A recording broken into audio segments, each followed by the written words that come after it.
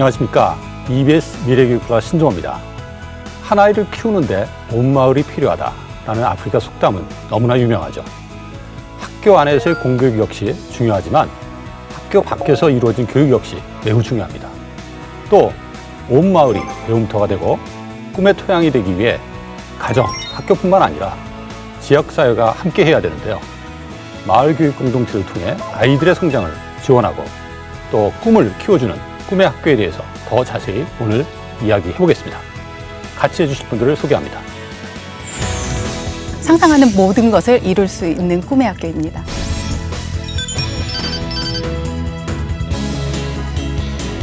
지속적으로 발전하기 위해서는 공공성을 많이 확보해야 됩니다.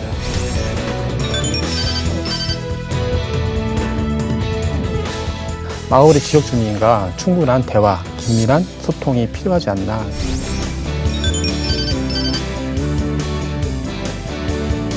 학교 밖 교육까지 이어지는 징검다리 역할을 해줬을 때 꿈의 학교는 좀 더 질적으로 성장하지 않을까.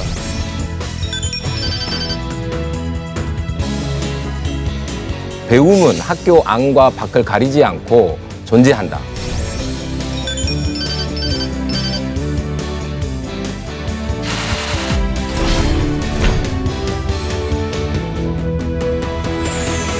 지난주에 저희가 꿈의 학교 얘기를 했잖아요. 그 수원 청소년 의회 등 저희가 이제 다양한 사례들을 봤는데 저는 정말 공교육도 그렇게 바뀌어야 된다 이런 생각을 좀 많이 했어요. 우리 최 선생님 어떻게 보셨어요?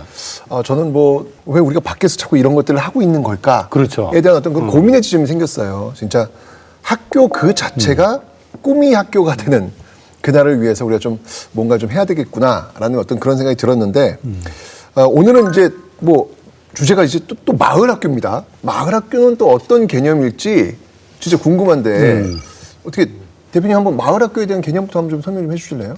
그러니까 사람이 살아가는데 필요한 것을 배우고 가르치는 현장이 교육이잖아요. 네. 그 미래교육 역량을 얘기를 할 때 비판적 사고력, 창의력, 상상력, 의사소통 능력 이런 것들을 꼽잖아요. 누구나 다. 근데 그 가운데 사실은 가장 삶에서 가깝게 접근성이 있는 지역사회 내에서 이런 소통 능력을 키워나가고 아까 말한 꿈의 학교 정신을 실천할 수 있는 가장 큰 힘이 마을에 있다라는 것이 마을 학교란 저는 생각을 하고 있어요. 그러면 대표님 마을 학교는 누구나 다 만들 수 있는 거예요? 그럼요. 누구나 다 만들 수 누구나 있죠. 다? 네. 누구나 학교입니다. 누구나 다? 누구나 함께? 학교. 네. 선생님, 이 마을 학교를 누구나 다 만들 수 있다고 했는데 네. 전 사실 와닿진 않거든요. 감히 누구나 가능한가요? 전국적으로 누구든지 다 만들 수 있었으면 참 좋겠지만 현실은 이제 경기도 초중고 학생들을 대상으로 지금 운영이 되고 있고요. 예. 어른들이 이제 운영을 하게 되면 요거는 찾아가는 꿈의 학교고요. 그리고 학생들도 초중고 학생 누구든지 또는 경기도에 살고 있는 학교 밖 청소년들까지도 대상이 되어가지고 실제로 운영도 하고 그리고 참여도 할 수 있는 학교가 꿈의 학교입니다. 최태성 선생님도 찻꿈 만들 수 있어요. 찻꿈. 예, 역사 바로 알기. 아주 좋습니다. 그래요? 괜찮죠? 아주 좋습니다. 예, 예. 네, 한번 제가 그래서 이제 역사를 한번 좀 이렇게 역사를 통해서 많은 사람들이 한번 어떻게 살 것인지 고민할 수 있는 그런 지점을 만들 수 있는 예. 그런 찻꿈 제가 한번 도전해 보겠습니다. 네. 기대합니다. 아마 되는구나 이게. 이런 마을 학교에서는 또 어떤 프로그램이 있을지 좀 궁금하거든요. 그렇죠. 실제로 어떤 특색 있는 프로그램들이 있나요? 특색 있는 프로그램이 굉장히 많은데요. 꿈의 학교는 정말 다양한 주제로 운영이 가능하기 때문에 우리가 상상하는 모든 꿈의 학교가 사실 실현 가능합니다. 예를 들면은 목공 꿈의 학교도 있을 수 있고요. 연극, 영화, 뮤지컬, 그리고 게임 메이커 꿈의 학교도 있고요. 드론을 하는 꿈의 학교도 있고요. 정말 다양합니다.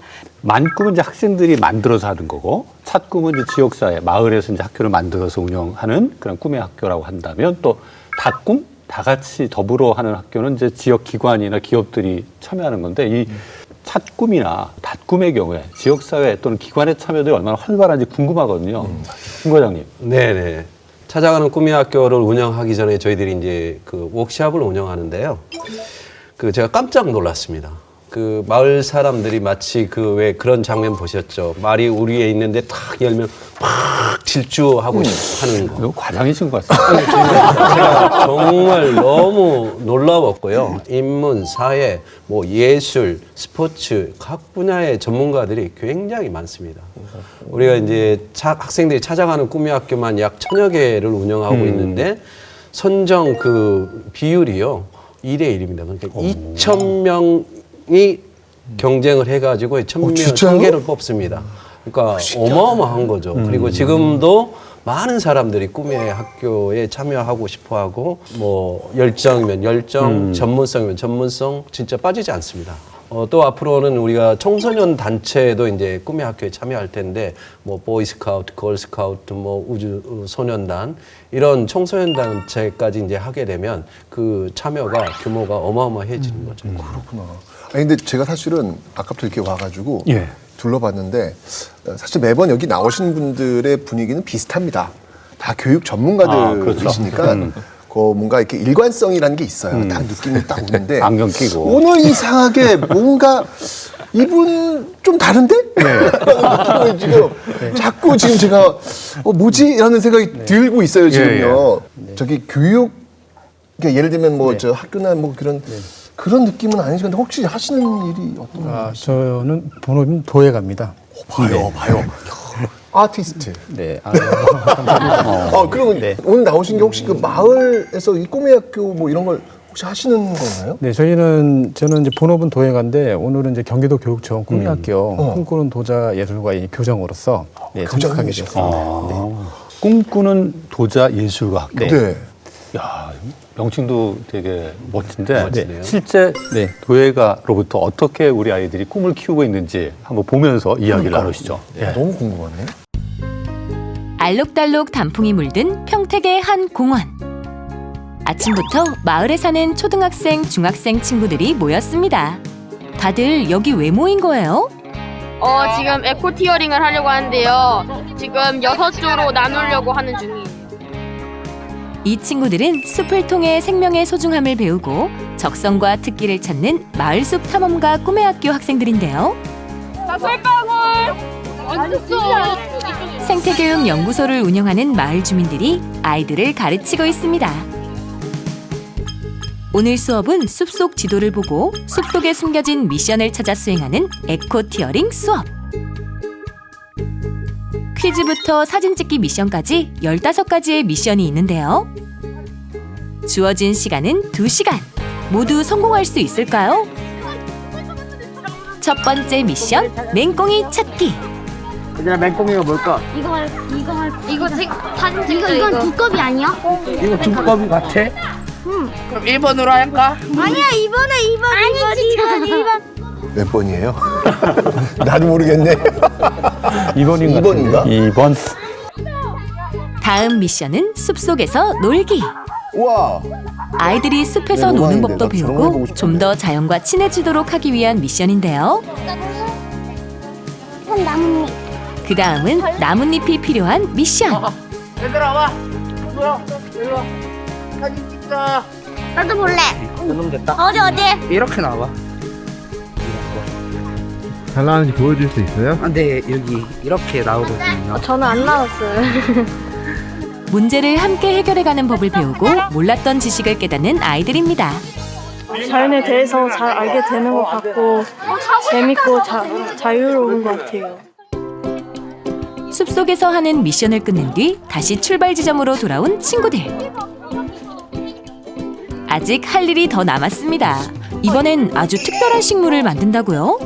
식물을 키우려면 뭐가 필요해? 물. 그치, 물하고 또 햇빛도 필요하지. 네. 재활용 컵에 식물을 심어주고 완성된 화분을 공기가 통하지 않도록 테이프로 단단히 고정해주는데요. 공기를 완전히 차단하고 키우는 이 화분을 밀폐 테라리움이라고 부릅니다. 얘가 이제요 뿌리로 물을 빨면 증산작용이라는 게 있어요. 증산작용으로 계속 수증기가 나오고 계속 이렇게 물이 순환하면서 살 수 있는 거예요. 경험을 통해 자연의 순환 원리를 쉽게 이해했다는 친구들. 꿈의 학교를 통해 또 하나의 지혜를 배워갑니다. 저게 상설 프로그램인가요? 네, 이제 꿈의 학교마다 이제 일정하게 교육 일정이 나옵니다. 1년짜리도 있고요. 아니면 특별한 뭐 학기짜리도 있고 다양한. 자연과 함께 자라는 아이들. 이 아이들에게 마을숲 탐험가 꿈의 학교란 어떤 의미일까요? 진짜 꿈을 찾을 수 있도록 도와주는 곳이에요. 맨 처음에는 이름만 꿈의 학교라고 생각했는데 지금 직접 와서 해보니까 진짜로 꿈을 찾는 데 도움이 됐어요. 우리 아이들이 자연과 함께하면 그런 여러 가지 스트레스도 해소할 수가 있고요. 탐험가의 꿈의 학교를 통해서 우리 아이들이 정서적으로 많이 안정이 되고 있습니다. 다음 꿈의 학교를 찾아가 볼까요? 경기도 용인시의 한 공방. 아기자기한 도자기가 가득한 이곳이 학생들이 모이는 곳이랍니다. 저녁이 되자 하나둘 찾아오는 아이들. 모두 꿈꾸는 도자예술가 학교 학생들인데요. 일주일에 2번 도자기에 관심 있는 초중 고등학생들이 이곳으로 모인답니다. 여긴가 보다. 네, 맞습니다. 저희 학교입니다. 저희 학교라고 하시니까 도예 공방인데 저희 학교라는 게 굉장히 낯설긴 하네요. 이거 원래 낯설면 안 되는 거잖아요. 그죠? 자, 이 모양 만들 거거든? 자, 이 어떤 모양 같니? 밥그릇. 밥그릇이야? 그러니까 사발 모양이라고 하지. 선생님은 마을에서 활동 중인 도예가로 마을 주민들과 함께 꿈의 학교를 만들었는데요. 아이들이 흙을 통해 서로 소통하고 협력할 수 있도록, 그리고 상상했던 것들을 완성하도록 지원군이 되어주고 있습니다. 학교는 그냥 교과서에 나오는 것만 따라서 하는데 여기는 직접 체험을 하고 이제 그런 것들 다양한 활동을 하니까 여기가 되고. 도자에 대한 원리부터 제작 기법까지 다양한 도예 교육을 받는 아이들. 각자 단계에 맞춰 수업을 받고 있는데요. 살짝 들어. 그렇지. 거기 딱 넣어. 잘 만들었다. 이게 약간 미끄러지긴 했어도 잘 만들었다. 수업을 할수록 아이들의 실력도 쑥쑥 늘고 있습니다. 아이들은 다양한 도자기를 만들며 도예가의 꿈도 키우고요. 문화와 예술을 접하면서 미래에 대해 스스로 생각하는 기회를 얻고 있습니다.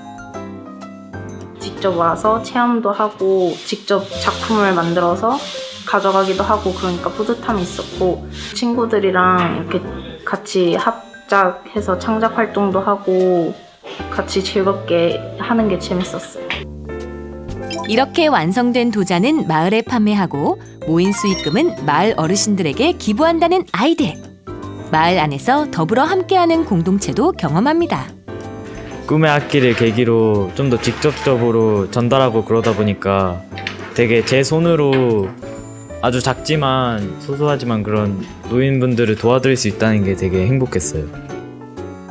꿈꾸는 도자예술가 학교처럼 용인시 마을 주민들이 운영하고 수업하는 꿈의 학교는 무려 48개.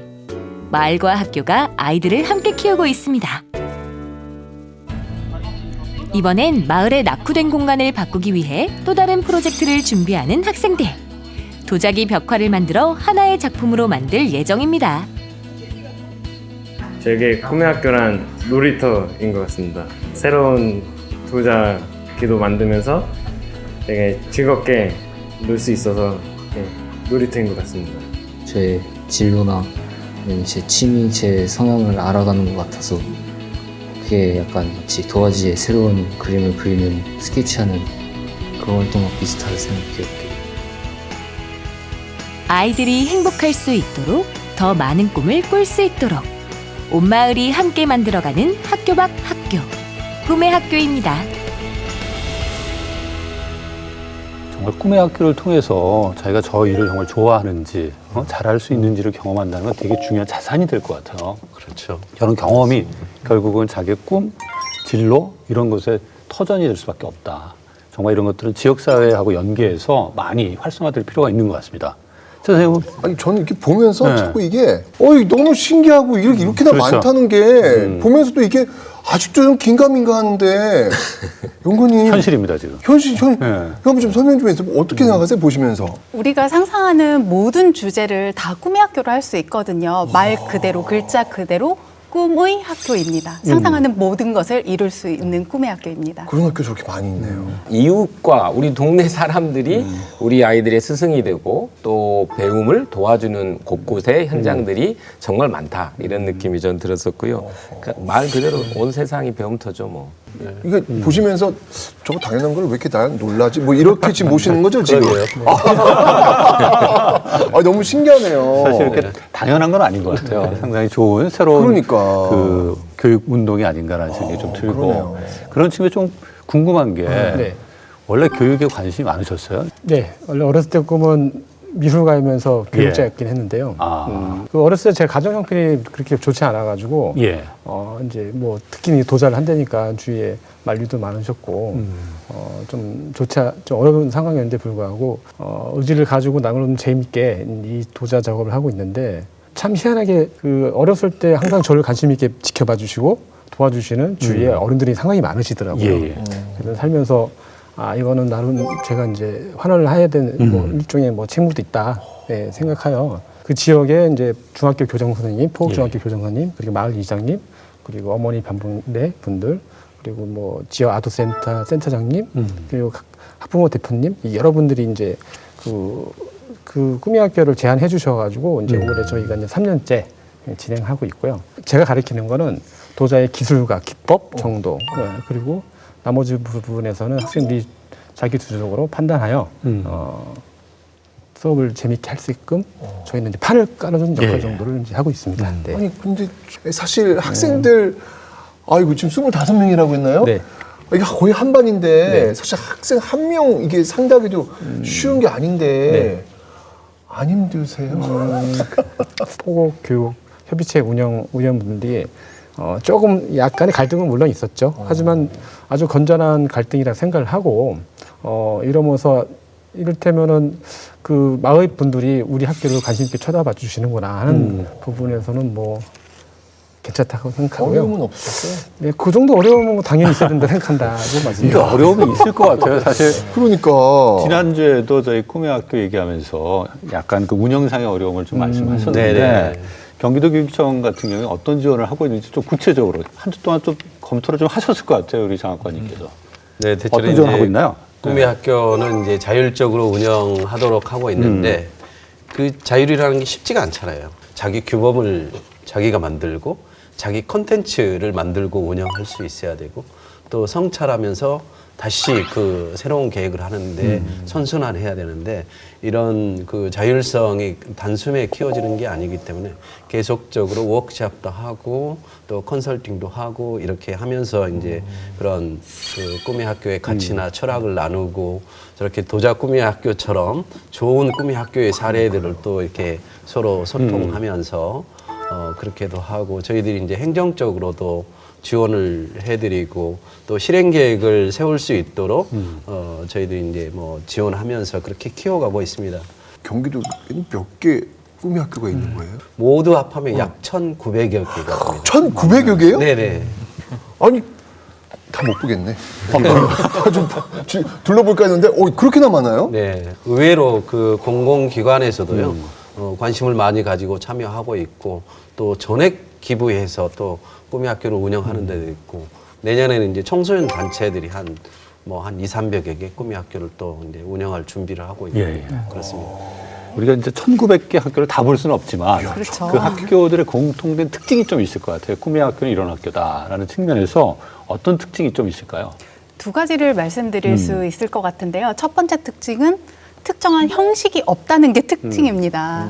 사실 저희가 제공하는 고정된 틀이 있거나 이런 건 아니거든요. 정말 자유롭게 운영이 가능합니다. 그게 가장 큰 특징이고요.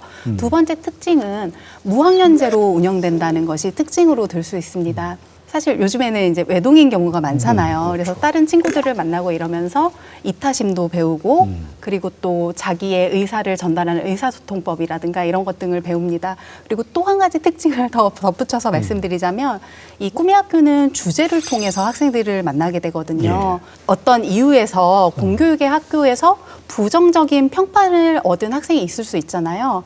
근데 이 꿈의 학교가 다른 학교 학생 또는 나이가 다른 학생들과 주제로 만나다 보니까 새로운 평가나 평판을 받게 됩니다. 그래서 기존에 본인이 가지고 있던 부정적인 스티그마에서 벗어날 수 있는 기회가 되기도 하고 실제로 학생이 그렇게 얘기를 하더라고요. 본인이 학교에서 친구들 관계가 별로 안 좋았는데 꿈의 학교에서 다른 친구들을 만나면서 그게 좋았다고 이렇게 얘기를 하더라고요. 그렇구나. 네. 근데 대표님 맨 처음에 제가 듣기로는 이게 한 200여기로 시작했는데 지금 뭐 1,900여기라고 하니까 제가 좀 너무 깜짝 놀랐는데 너무 이게 많이 늘어났단 말이에요. 이게 양적 성장인지 질적 성장인지 솔직히 궁금은 하거든요. 네, 6년 역사를 되돌아보는 평가들이 이제 곳곳에서 진행이 되고 있고 6년 가지고 저는 아직도 양적 성장은 줄곧 돼야 된다 이런 생각이 드는 거죠. 양적으로 성장을 시키려면 거기에 걸맞는 예산이 더 확보돼야 되는 게 분명하고요. 또 그 일을 수행할 수많은 교육 주체들의 열정을 뒷받침할 조직과 제도와 이런 게 정비돼야 될 필요성이 있는 거죠. 그러니까 저는 이제 뭐 이렇게 도입과 성장과 뭐 이렇게 일정한 안정기를 거쳐서 후퇴기 뭐 이렇게 큰 흐름으로 뭐든지 보면 현재 꿈의 학교는 저는 성장기에 있다라고 보고 있는 거죠. 그리고 우리 한국 사회에서 이렇게 어마어마한 교육 에너지를 하나로 마을로 또는 교육과 마을을 연결하는 흐름으로 만들어놓는 것은 전무후무하다고 저는 생각하고 6년 만에 2,000개 이거는 세계사에서 저는 드물다고 생각을 하고 있거든요. 그래서 그 양적 성장이 눈부시다 이런 생각을 갖고 있습니다. 그러니까 다른 말로 하면 새로운 교육의 흐름이고 또는 새로운 대안교육의 운동이라고 저는 생각을 하고 있습니다. 참 갑자기 궁금한 게 생겼는데 이 경기도교육청에서 이 꿈의 학교 예산은 1년에 얼마 정도 편성이 되어 있는 거예요? 지금 현재 약 186억 편성되어 있습니다. 아, 그렇군요. 이 규모가 엄청나네. 우리 보니까. 이제 경기도교육청, 경기도청 그리고 기초지자체가 이렇게 함께 참여해서 그 정도 예산을. 그래서 이 경기도교육청이 이렇게 많은 한 학교당 약 한 1,000만 원 정도 지원이 된다고 봐야겠네요. 찾아가는 꿈의 학교는 약 2, 3천만 원 정도 지원이 되고 있습니다. 만들어갈 꿈의 학교도 학생들에게도 약 500만 원. 지금 보니까 이제 그 꿈의 학교가 양적으로도 많이 성장을 했고 또 재정 지원도 어느 정도 뒷받침이 되고 있는 상황인 것 같은데 이게 질적으로 한번 도약할 수 있는 계기가 마련돼야 될 것 같아요. 박인범 선생님 보시기에 질적 성장을 위해서는 어떤 것들이 좀 필요하다라고 생각하시는지. 꿈의 학교 이제 6년 동안 많은 어떤 양질의 성장을 갖고 온 것은 사실이지만 아직까지도 뭔가 좀 부족한 부분에 대해서 많은 지적들이 오가고 있습니다. 특히 학생들이 이제 마음껏 활동을 해야 되는데 이제 외형적으로는 활동을 자유롭게 할 수 있는 어떤 공간에 대해서 아직까지도 굉장히 어려움이 많고요. 어른들도 아직까지는 학생들한테 자유롭게 맡겨주는 부분에 대해 가지고 상당한 선입견도 있는 것도 사실이고 무엇보다도 학교 밖 학교이지만은 학생들이 학교를 대부분 다니고 있고요. 그리고 학교에서 많은 관심을 가지고 학교 교육뿐만이 아니고 학교 밖 교육까지 이어지는 그런 부분에 대해서 징검다리 역할을 해줬을 때 꿈의 학교는 좀 더 질적으로 성장하지 않을까 저는 그렇게 생각하고 있습니다. 우리 조영일 대표님은 실제 운영하고 있는 입장에서 봤을 때는 어떻습니까? 저는 이제 그 교육자가 아니라서 이제 좀 다른 관점이 있는데요. 장기적으로는 교육감이 교체돼도 이 사업이 지속될 수 있게끔 제도적인 시스템이 필요하다고 생각을 합니다. 그 이유는 우리 학교 같은 경우에도 이제 3년 차인데 이게 공모 사업이다 보니까 내년에 이게 공모가 당선이 될지 안 될지 이런 없지 않아 불안도 적지 않게 들고 있고요. 또 지금 질적, 양적인 성장을 말씀하시는데 저는 질적인 성장, 양적인 성장 둘 다 중요하다 보거든요. 그 안에 우리가 성장한 점이 있을 거라고 생각합니다. 그 점은 뭐 일종의 현실과 이상의 사이의 중심의 점이라고 생각하는데 분명히 학생이 중심이다 이렇게 생각합니다. 네. 이게 지금 학생들이 중심이 되고 마을이 함께가 되는 그런 모습 외에 또 미래를 고민하는 학교도 같이 가야 되지 않을까라는 생각이 드는데 어떻게 생각하세요?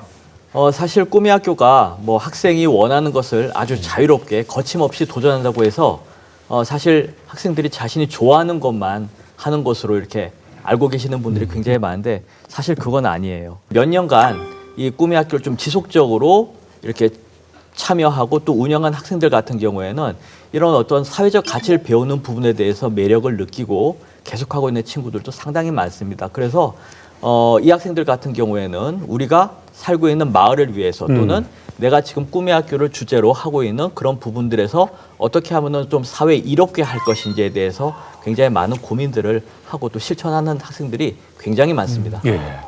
지금 말씀하신 것처럼 공동체 의식이나 시민 의식을 키워주는 데 있어서도 이 꿈의 학교가 일정한 역할을 할 수 있을 것 같아요. 네. 그 사례 중에 하나인데 이 화성의 마을지기 꿈의 학교가 있다고 합니다. 저희가 화면에 담아봤는데 보시면서 이야기를 나누시죠.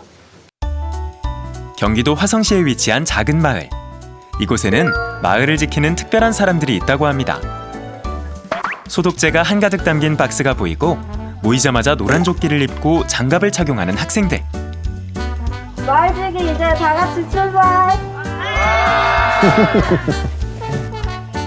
만반의 준비를 하고 어딘가로 향하는데요. 이들이 도착한 곳은 다름 아닌 마을의 읍내. 상가 가게들의 문을 열심히 소독하는데요. 마을 전체가 깨끗해지고 있는 중인데 이 활동은 왜 하고 있는 걸까요? 우리는 화성 마을지기 학생들인데요. 이렇게 소독을 해주면서 다른 사람들 도와주려고요. 이게 봉사 프로그램과도 연결이 되나요? 그렇지는 않습니다. 아, 그렇진 않나요? 네네, 이건 분리하고 있습니다. 저희. 아, 진짜요? 네네. 그 봉사 점수, 봉사 시간 주지 않습니다. 꿈의 학교는 꿈의 학교입니다. 아, 진짜요? 네. 화성시 우정읍의 마을 지킴이, 화성 마을지기 꿈의 학교 학생들이었습니다. 가끔 이렇게 장날이나 그때 나오면 아이들이 이렇게 여럿이 다니면서 길거리 휴지도 줍고 담배꽃도 줍고 그런 거 자주 봐요. 우리나라의 기둥 대들보. 마을 전체 소독 작업을 마친 후 주민들에게 마을에 불편사항은 없는지 설문조사도 받아봅니다. 지금 코로나 사태 때문에 그 구하기가 좀 더 힘들어졌나요, 전에보다? 코로나 때문에 힘들어진 게 아니라 올해가 비가 진짜 많이 왔잖아요. 그러다 보니까 농사가 안 됐어. 그러다 보니까 구입하기는 상관이 없는데 너무 많이 오른 거지. 마을 지킴이라는 이름답게 마을에 일이 생기면 어디든지 출동하는데요. 혹시 힘드셨던 점 있으세요? 장사하면서? 사람들이 이제 많이 자주 나오셨던 분들이 이제 안 나오시니까 그게 좀 힘들죠. 고생. 마을 주민들과 그저 대화만 나누지 않고 하나라도 놓칠세라 꼼꼼히 기록도 합니다. 이 인터뷰 활동이 끝나고 나서 읍사무소로 가서 신문을 제작하거든요. 그래서 그 신문에 쓰기 위해서 저희가 기록을 했습니다. 코로나19로 인해 마을 주민들 간의 소통이 뜸해졌는데요. 이를 해결하기 위해 학생들이 직접 마을 소식지 제작에 나서기로 했습니다. 우정읍 제비가 되어 마을 주민들의 소식을 대신 묻고 전달하는데요. 이렇게 화성 마을지기 꿈의 학교 학생들은 마을 주민들과 함께 지역을 위해 할 수 있는 일들을 스스로 계획하고 실천하면서 지역 공동체 안에서 리더로 성장하고 있었습니다. 마을 사람들의 소식을 한자리에 모두 모으는 시간. 소중한 목소리들을 담은 우리 마을만의 소식지를 만들어 보는데요. 좀 무서운데. 도보를 이용할 때의 불편함. 진짜 시간 내라. 도보를 이용할 때 불편한 이유. 주민들의 근황부터 함께 찍은 사진들, 그리고 설문조사를 통해 수집한 우리 마을에 필요한 개선 사항까지 마을 사람들이 보면 참 좋아하겠죠.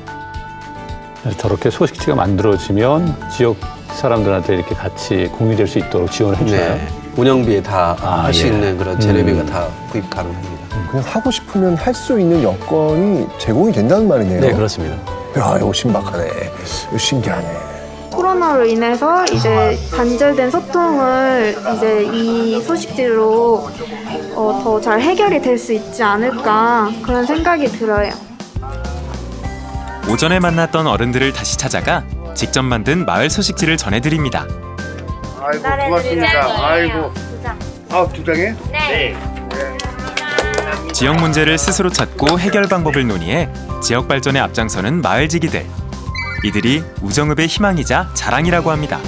지역 주민들을 대신해서 이렇게 그 마을 그 구석구석 소식을 전달받을 수 있어서 너무 좋다고 생각됩니다. 예. 저는 그냥 작은 마을 속에 살아가는 고등학생 뿐이었는데 오늘 제가 나서서 우리 마을을 변화시키려고 하는 제 자신의 모습을 보니까 되게 굉장히 큰 사람이 된 것 같았습니다. 이 마을을 이해하고 마을과 함께 자란다는 이런 공동체 의식이라든가 민주시민으로서 해야 될 기본적인 일들을 배우는 과정이라고 이렇게 생각을 합니다. 마을 안에서 자라고 마을과 함께 성장하며 다양한 배움을 실천해가는 학생들. 꿈의 학교는 학생들에게 꿈과 희망의 사다리가 되고 있습니다. 사실 저희 때도 지역사회 환경 미화를 했어요. 근데 스스로 자율적으로 한 게 아니라 시켜서 영혼 없이. 근데 저렇게 학생들이 지역사회 소속감을 가지고 스스로 기획해서 어떤 실천 운동을 한다는 게 갖는 의미가 되게 큰 거고 그 꿈의 학교가 그 일종의 기회, 토대를 마련해 주지 않나 이런 생각이 좀 듭니다. 저렇게 그 교육 생태계가 저렇게 움직이고 있다라고 하는 것 자체가 문화 충격이었고 제가 너무 몰랐구나라는 생각. 또 한편으로는 이런 걸 좀 많이 알려야 되겠다라는 그런 생각이 들었는데 저도 보면서 아주 감동이었습니다. 네, 많이 그러니까 EBS가 앞장서서 많이 네. 홍보해 줬으면 좋겠고요. 그러니까 우리 경기도뿐만 아니라 전국으로 확대돼서 학생들이 그들이 하고 싶어하는 공부, 우리 마을과 우리 사회를 변화시키는 그런 공부를 많이 했으면 좋겠습니다. 그러니까요. 교수님 말씀하신 대로 봉사활동은 꼭 누가 시켜서만 했었던 것 같아요. 예, 예. 점수를 위해서. 근데 제 자신이 좀 부끄러웠고 학생들이 앞장서서 이렇게 하는 모습을 보니까 정말 대견하다 이런 생각이 들었습니다. 네. 대표님은 어떻게 보셨어요? 일상에서 마을 사람들을 저렇게 가깝게 접촉할 수 있다는 게 저는 아주 인상에 들어왔고요. 그리고 아까 같은 맥락인데 다 함께, 그러니까 어린이면 어린이, 청소년이면 청소년 누구나 다 마을을 위해서 내가 할 수 있는 일을 찾아낼 수 있다. 그런 기회를 만들어내고 있다. 이런 게 아주 좋았던 것 같습니다. 저는 사실 아까 그 화면 보면서 학생들이 성장하고 있는 모습을 그냥 그 학생의 그 멘트를 통해서 느낄 수 있었거든요. 근데 직접 하시니까 그 학생들이 성장하는 모습들을 그냥 제대로 보실 수 있을 것 같은데 어떤 부분인지 한번 좀 설명 좀 해주세요. 사실 이제 만들어가는 꿈의 학교를 이제 만들고 그리고 참여하는 학생들 같은 경우에는 맨 처음부터 어떤 저런 계획을 세우고서 참여하는 것은 아니에요. 단순히 자기가 좋아하는 것을 자기하고 친한 친구들하고 함께 좀 알아보자는 이제 취지로 이제 꿈의 학교를 만들기도 하고 운영 이제 참여도 하게 됩니다. 그런데 실제 이제 운영하거나 참여를 해보게 되면 만만치 않은 것들이 굉장히 많아요.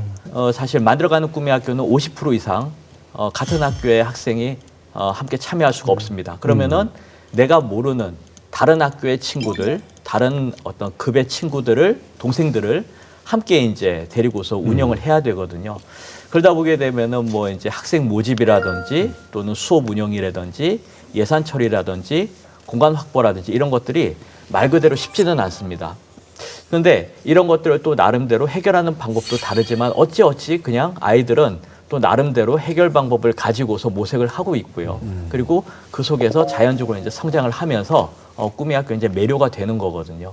아마 그런 어떤 힘든 과정도 전부 다 자기한테 뭔가 좀 도움이 된다고 생각을 하기 때문에 아이들은 이제 1년이 아니고 계속해가지고 꿈의 학교에 대해서 도전을 한다고 저는 생각을 하고 있고요. 나중에 이제 성인 되었을 때는 아마 그런 어떤 경험들이 앞으로 나가는 부분에 대해서 커다란 자양분이 된다고 저는 생각을 하고 있습니다. 이 꿈의 학교 운영을 보니까 이제 그 마을 구성원들이 교사로서 참여할 수도 있고 또 꿈의 학교를 실천하는 학생들이 마을 공동체를 위해서 일정한 역할을 할 수도 있고 어떻게 보니까 학생들도 성장하고 마을, 지역 공동체도 성장하는 윈윈의 결과들을 갖고 오는 것 같아요. 그렇습니다. 이 지역 공동체 반응은 어떤가요? 꿈의 학교의 정신 자체가 그 배움을 마을에 환원하는 그런 또 가치를 가지고 있기 때문에 가능하면 꿈의 학교 활동을 통해서 아까 그 화면에서 보신 것처럼 지역사회 어떻게 공헌할 것인지 지역사회를 어떻게 변화시켜 갈 것인지가 이제 중요한 또 가치이기 때문에 그런 활동을 하게 되면 주민들의 반응 굉장히 이제 뭐 응원해주고 지지해주고 또 함께 해주기도 하고 이렇습니다. 미래 교육에서 그런 측면에서 봤을 때 이 마을 교육 공동체가 갖는 의미가 달라질 것 같다라는 생각이 들거든요. 이 마을 교육 공동체 참여, 교육 참여가 왜 중요한지 거기에 대해서 한번 우리가 되짚어 볼 때 어떤 측면에서 의미가 있을지 연구원께서 어떻게 보시는지 얘기를 해주시죠. 마을교육 공동체가 우리 교육에 있어서 두 가지 측면에서 중요한 점이 있다고 말씀드릴 수 있을 것 같은데요. 첫 번째로는 우리 학교가 가지고 있는 인적, 물적 자원의 한계를 극복할 수 있는 방안 중에 하나가 된다는 점에서 중요할 것 같아요. 사실 예전에는 우리는 동네에서 동네 모든 아이를 키웠었잖아요. 그러다가 학교에서 이제 교육의 기능을 하게 됐죠. 사람들의 교육적인 요구가 다양해지고 그리고 교육 개혁을 시도하는 과정 속에서 우리는 학교가 가진 한계를 볼 수밖에 없었어요. 그래서 이러한 인적 자원의 한계나 물적 자원의 한계를 극복하기 위한 한 방안으로 중요하고요. 두 번째로는 마을 교육 공동체는 더불어 사는 삶, 즉 공동체성 회복이라는 측면에서도 중요할 것 같아요. 우리는 사실 사회에서 홀로 살 수 없잖아요. 그렇죠. 산업화가 네. 되고 도시화가 되면서 우리가 갖고 있던 사회적인 연대가 많이 끊겼고 그리고 인간 소외 현상이 일어났잖아요. 근데 이 마을 교육 공동체가 있다면 이러한 관계 이런 것들이 회복될 수 있기 때문에 맞아요. 중요하다고 봅니다. 아니, 그럼 대표님 그 이 마을 교육 공동체가 교육적으로 어떤 역할을 할 수 있을까요? 사실은 교육이 이 사회를 바꾸는 사례의 현장들에 마을이 있었습니다. 사실은.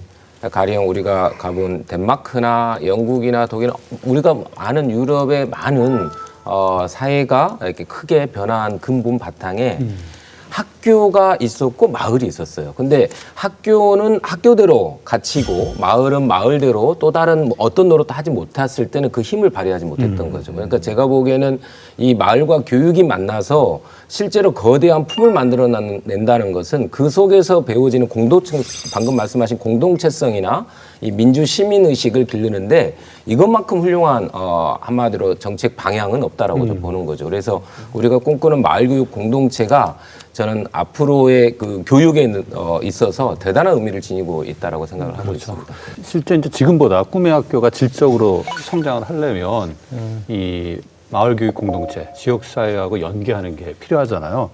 앞으로 이 더 질적인 연계 관계를 만들기 위해서 해야 될 과제, 해결해야 될 문제가 뭔지 우리 조 대표님 같은 경우 현장에서 보시니까 네. 어떤 것들이 있을까요? 꿈의 학교는 학교 밖에 학교이잖아요. 예. 공교육에서의 어떤 제도적인 있는 부분과 그리고 학교 밖에 저희 이제 꿈의 학교는 비교적 그 어떤 자율성과 유연성이 좀 강력한 힘이라고 생각하거든요. 그렇다면은 그 공교육과 학교 밖의 학교들이 같이 유기적인 형태로 우리가 지속적으로 갈 수 있는 방안이라면 일단 학교에서 문을 열어서 공교육에서 문을 많이 열어주시고 마을의 지역 주민과 충분한 대화, 긴밀한 소통이 필요하지 않나 저는 그렇게 생각합니다. 예. 박 선생님 어떻게 보시나요? 학교와 마을이 분리된 것이 아니고 전부 연계되어 있다는 그런 인식이 정말 중요할 것 같아요. 특히 학교 같은 경우에는 자꾸 이제 학교 밖인 어떤 마을이라든지 지역사회에서 뭔가를 이제 배울 수 있는 그런 부분들에 대해서 계속 조언을 해주고 아이들한테 또 이제 알려줘야 될 필요가 저는 있다고 생각하고요. 과거에 비해서는 굉장히 많은 시스템들이 마련이 되어 가고 있습니다. 뭐 중학교에 뭐 자유학기제라든지 아니면 앞으로 있을 고등학교에서 이제 고교학점제 같은 것들도 사실은 학교 밖의 어떤 지역사회 또는 마을에서 많은 부분에서 이제 사실 지원이 돼야 되는 부분들이 많거든요. 예, 그래서 앞으로 이런 것들은 이제 미래 교육의 방향이다 이렇게 저는 생각을 하고 있습니다.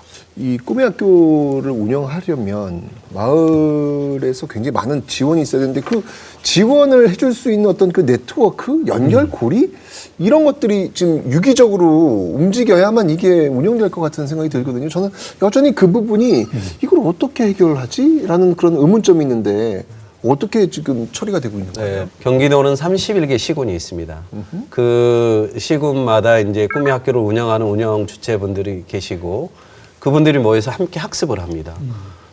독서하고 토론하고 또 훌륭하신 그 마을 활동가분들을 모셔다가 강의도 듣고 이러면서 이제 역량들을 키워가고 있고요. 그 학습 공동체들을 또 네트워크로 연결을 해서 그 네트워크를 구축해가고 있습니다. 이제 지속 가능성을 더 확보하기 위해서 저희들이 관심을 가지고 있는 부분은 그런 마을 교육 공동체들이 사회적 협동조합으로 만들어가면서 일정하게 수익도 내고 그 수익을 마을에 다시 환원하고 학생과 마을 사람들이 같이 성장할 수 있는 그런 구조를 만들어가기 위해서 저희들이 지원하고 있습니다. 네트워크를 구축하는 게 제가 보기엔 아까 마을교육 생태계를 지속 가능하게 만드는 힘이에요, 사실은. 왜냐하면 마을 사람들이 만나야지 우리 아이들을 어떻게 키울까, 내 아이가 아니고 우리 아이들을 어떻게 키울까 이 얘기를 나눌 수 있어야 되잖아요.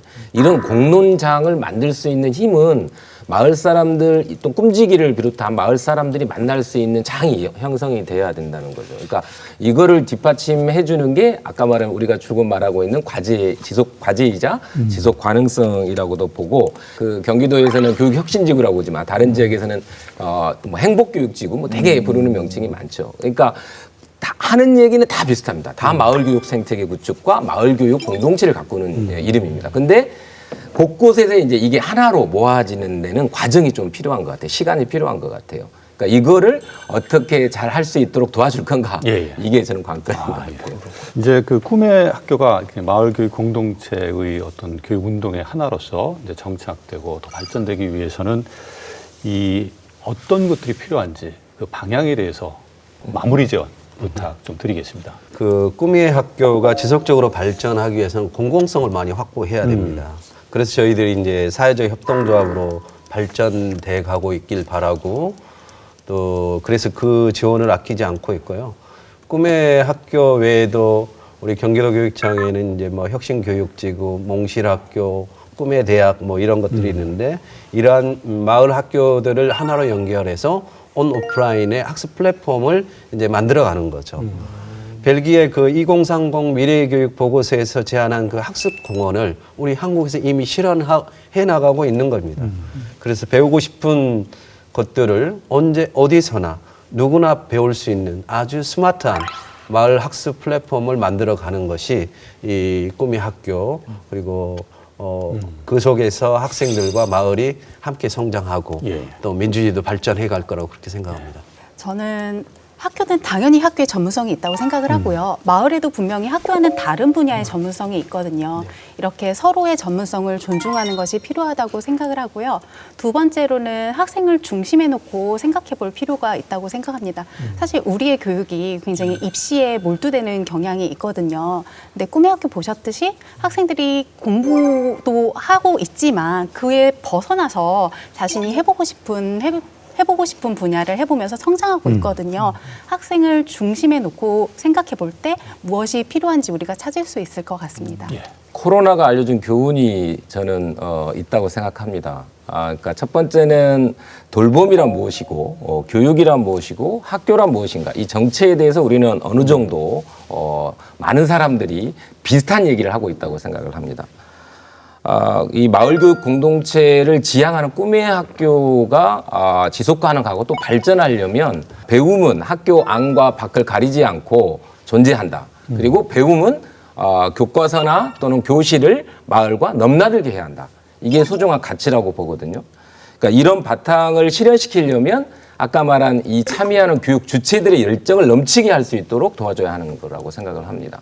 이 사람들의 열정이 사그러들면 아무리 많은 예산과 아무리 많은 제도를 갖다 들이밀어도 사실은 이루어질 수 없는 거거든요. 그러니까 꿈의 학교에 참여하는 또는 이것을 실현시켜가고 있는 사람들을 대단히 좀 소중한 우리의 교육 자산으로 역량으로 이끌어줄 필요가 있다라고 저는 생각을 하고 있습니다. 그리고 이제 아까 말한 입시교육 체제 이런 것들이 바뀌면 이 학교 밖에서 이렇게 수많은 에너지를 쏟고 있는 열정이 자연스럽게 자기 시대적 소명을 다하고 한 곳에 집중되는 날이 올 거라고 기대를 하고 있습니다. 사실 우리가 뭐 혁신교육 그리고 미래교육이라고 하는 것이 사실 새로운 형태의 어떤 학교를 우리가 바라는 것보다는 교육이 약간은 조금 교육의 본질에서 벗어난 것을 다시 원상태로 돌려놓는 그런 것들이라고 저는 생각을 하거든요. 그래서 꿈의 학교가 사실은 이 교육의 본질이라든지 어떤 인간의 가치를 그대로 담아가지고 교육을 하는 하나의 어떤 학교로 거듭났으면 좋겠고요. 이것이 바탕이 되어가지고 역으로 공교육에 이렇게 투입이 됐으면 하는 바람을 가지고 있습니다. 성적 때문에 또는 자기의 어떤 능력으로 인해 가지고 자기가 정말로 하고 싶은 것들을 도전 자체를 못하는 경우도 상당히 많거든요. 자, 그렇지만 우리 꿈의 학교만큼은 절대 그런 어떤 장벽 없이 교육의 어떤 평등권을 정말로 실천할 수 있는 그런 교육의 본질을 추구하는 좋은 학교로 이렇게 거듭났으면 좋겠습니다. 네. 꿈의 학교마다 그 학교에 맞는 특성을 알려주는 게 저는 중요하다고 생각을 하고요. 마을협의체는 상대적으로 행정이 어렵습니다. 행정소론이 현실적인 부분에 유연함이 필요하다고 생각을 하고요. 뭐 보물, 국보 이런 것들을 보면은 그 당시에 뭐 행정가, 기술자, 그 예산이 이 세 가지 요소가 구성이 되어서 좋은 우리의 유물이 되듯이 우리 아이들이 마을에 유산이 될 수 있도록 각 그 위치에서 많이 협조해 주시고 기대해 보겠습니다. 네. 오늘 제가 이렇게 들어보면서 느낀 게 뭐냐면 이 가르침과 배움은 학교 안과 밖에 모두 존재하고 또 이 가르침과 배움은 온라인과 오프라인 모두 존재한다. 따라서 이제 학교의 담장은 과감히 좀 낮출 필요가 있지 않을까. 그게 바로 우리 미래교육의 모습이 아닐까를 한번 생각해 봤습니다. 다른 사람과 함께 다른 사람을 통해서 협력할 때 비로소 위대한 것이 탄생한다. 생텍쥐베리의 말인데요. 기존 학교의 범위와 틀을 넘어서서 교육의 다양성을 만들어가기 위해서는 학교와 마을이 함께 협력해 나가야 됩니다. 이를 통해 우리 아이들의 꿈은 더 성장할 수 있을 것입니다. 마을은 아이들의 삶의 터전이고 꿈이 자라는 요람이며 그 꿈이 실현되는 무대입니다. 오늘 시청해 주셔서 감사합니다.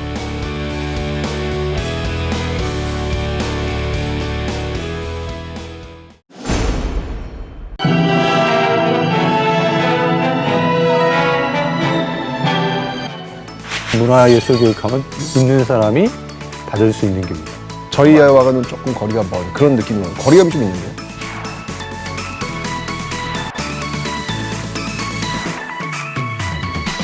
예술을 통해서 사람과 사람을 연결하는 학생의 삶 안에서 자기가 표현하고 싶었던 내용들을 실컷 표현할 수도 있고 모든 사람들이 삶의 원동력이 되지 않을까